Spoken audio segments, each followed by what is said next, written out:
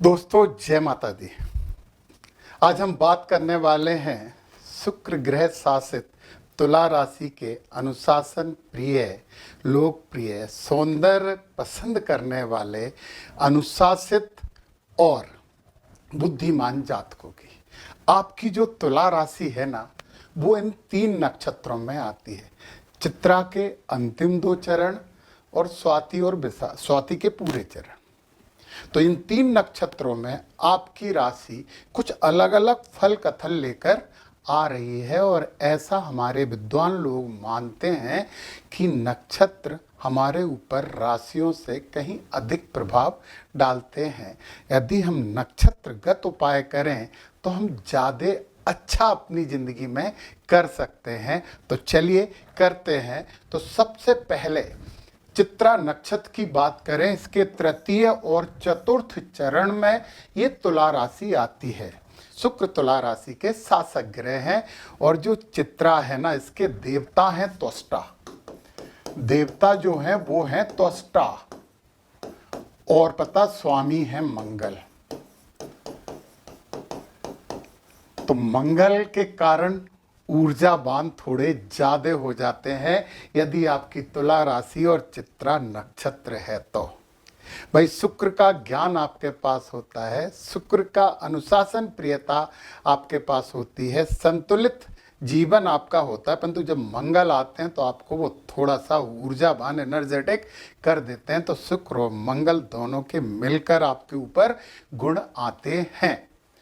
तो आपको ओम नमः शिवाय और ओम नमो भगवते वासुदेवाय 2 मंत्रों का जप करते रहना चाहिए।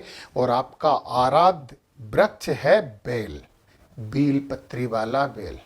आप बील की पूजन करिए। आप बेल पत्र शंकर भगवान को भी चढ़ाइए। हर पूजन में बेलपत्र का उपयोग करिए, निश्चित ही शुभता में वृद्धि होगी।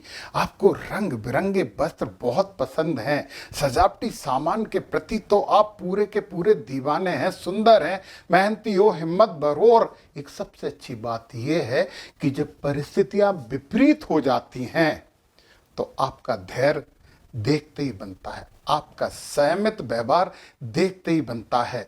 यदि आप चित्रा नक्षत्र के जातक हो, आप अच्छे आर्किटेक्चर बन सकते हो, कारीगर बन सकते हो, फैशन डिजाइनर बन सकते हो, सर्जन, फोटोग्राफर, पटकथा लेखक, कलाकार, सेट डिजाइनर भी आप कर सकते हो। मतलब कहने का मतलब यह है कि आप बहुमुखी प्रतिभा के धनी होते हो, तो इस प्रतिभा का उपयोग करिए। जब चित्रा नक्षत्र में आपका तृतीय चरण में जन्म हुआ है तो स्वामी शुक्र हो जाते हैं। शुक्र आपके राशि स्वामी भी हैं, और आपके इस तृतीय चरण के स्वामी भी शुक्र ही महाराज हैं।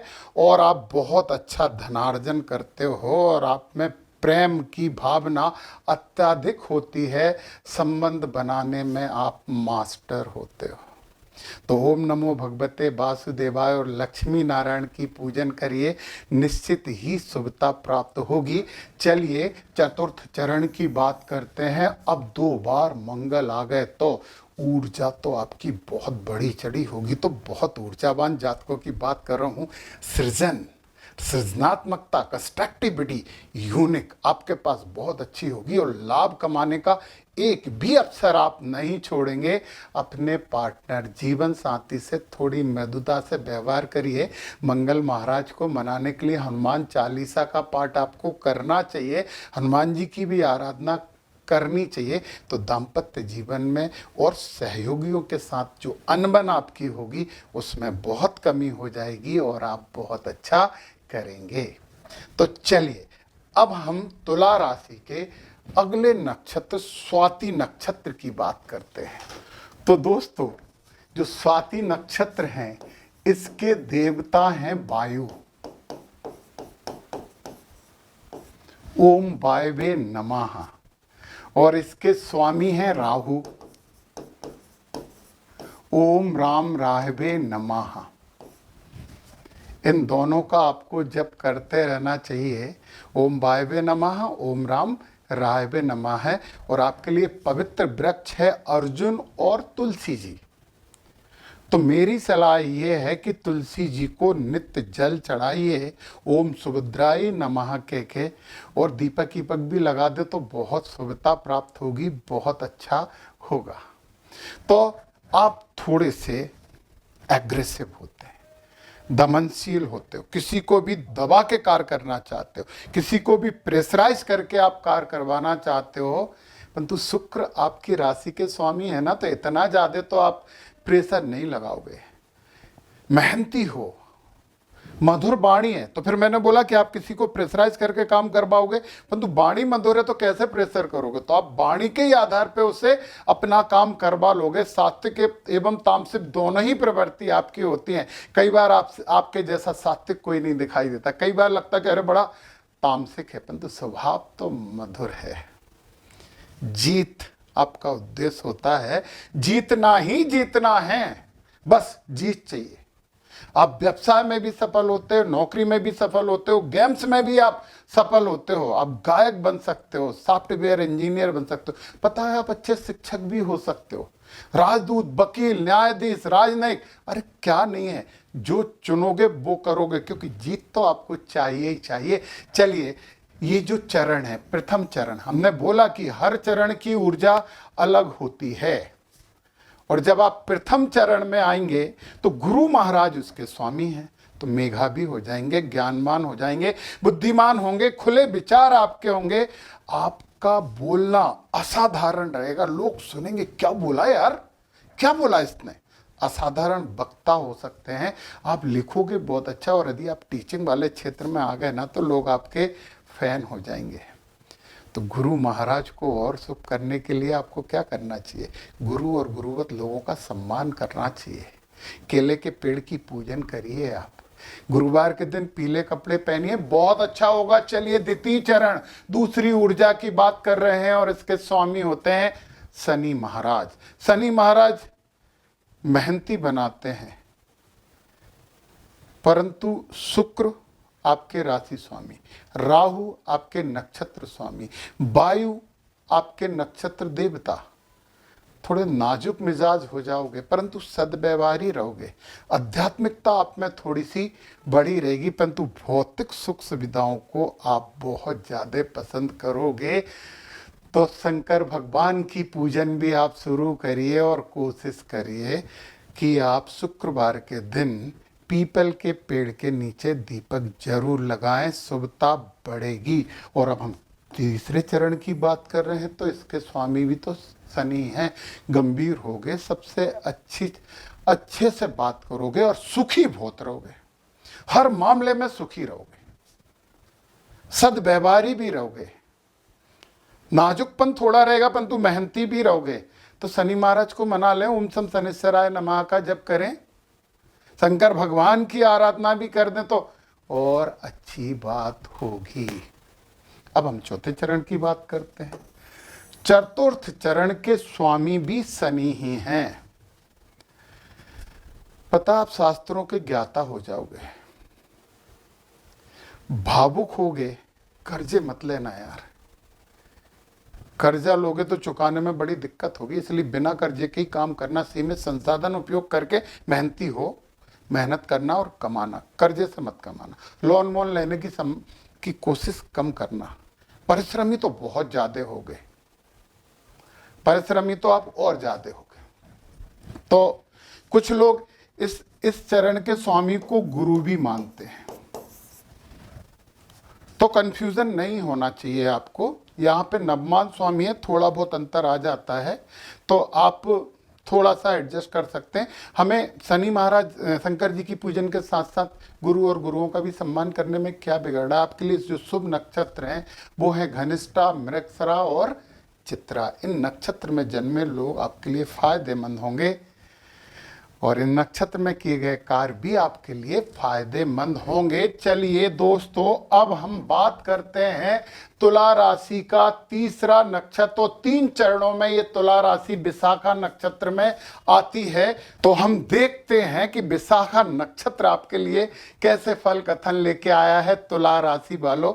इसका एक जो चतुर्थ चरण होता है वो वृश्चिक राशि में भी होता है, परंतु जो विशाखा नक्षत्र होता है ना, इसके जो देवता होते हैं देवता होते हैं वो होते हैं इंद्राग्नि।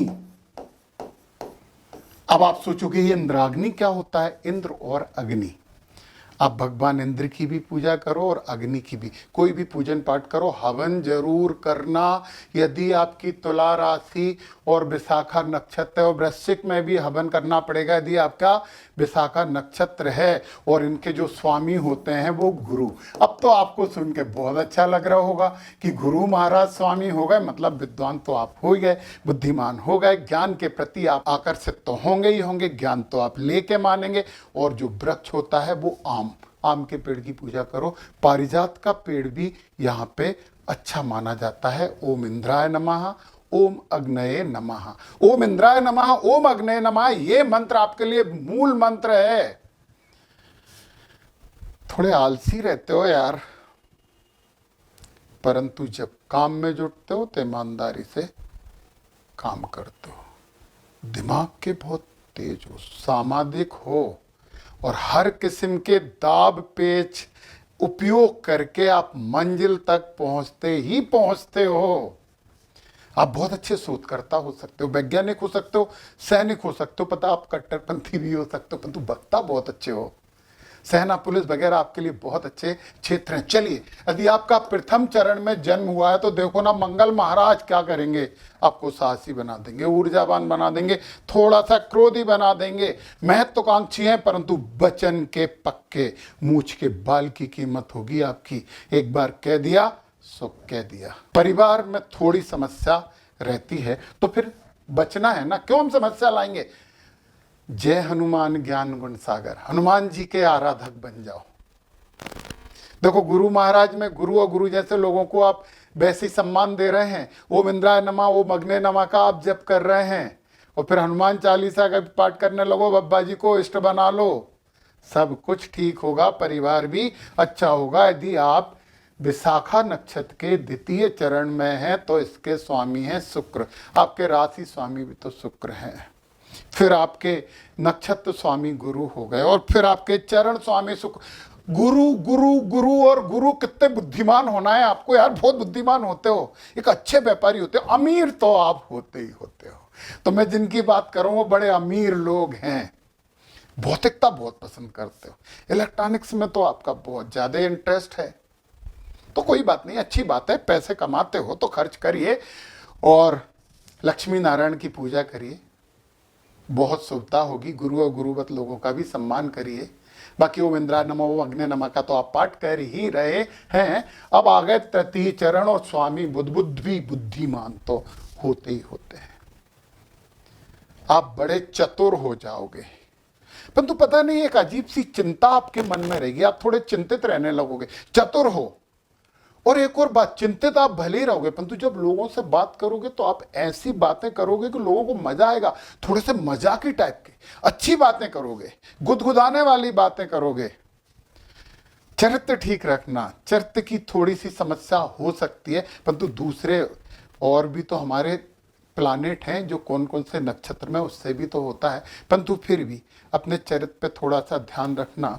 और गम गणपते नमः, गणेश जी भगवान की भी आराधना कर दो तो यार कोई तुम्हारे चरित्र पे उंगली कभी नहीं उठा पाएगा। अच्छा होगा, बहुत अच्छा होगा।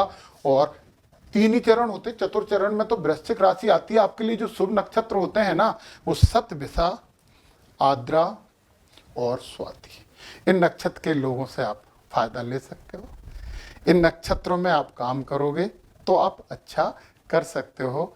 तो दोस्तों, ये था फल कथन तुला राशि के नक्षत्रों का। अच्छा करिए, और ये जो रेमेडी मैं दे रहा हूँ उन्हें अपनाइए, और इस चैनल को सब्सक्राइब करिए। यदि व्यक्तिगत कोई जानकारी चाहिए तो आप व्यक्तिगत रूप से व्हाट्सएप पे संपर्क कर सकते हैं।